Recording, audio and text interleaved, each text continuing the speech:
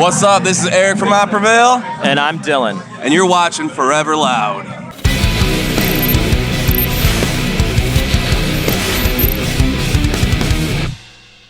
What is your first memory of us meeting?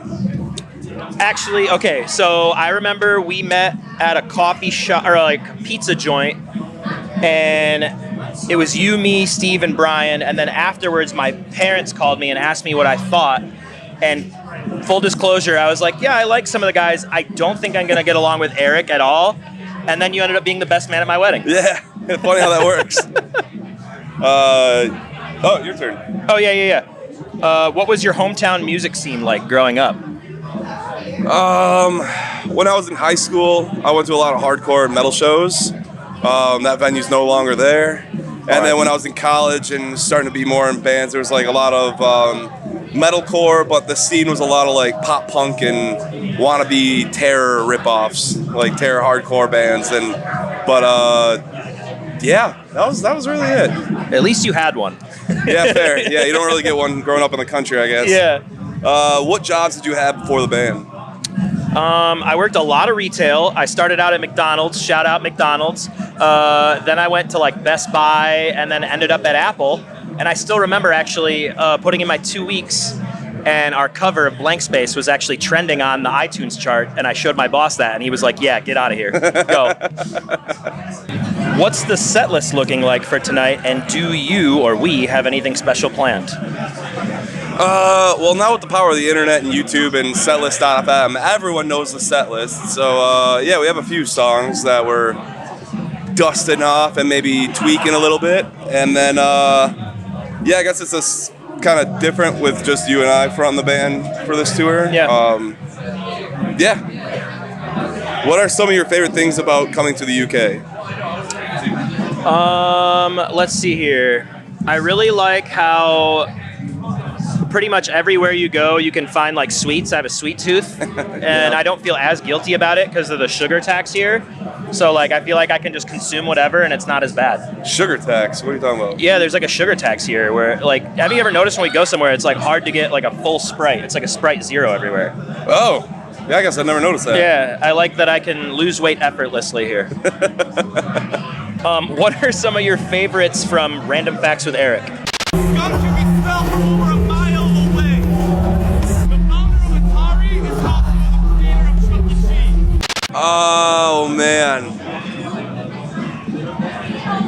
I forget the exact number, but it was something about the fastest man-made thing sent into orbit was a manhole cover. I can't remember. Yeah, I can't remember at what speed it was launched into space, but that fact was pretty crazy when I heard that. But yeah, did you know why they used to say a toast is they put a piece of bread, a little piece of toast in there for like good health or good luck. That's why you toast. I did not know that. Yeah, there you go. Got you one. Huh. Okay.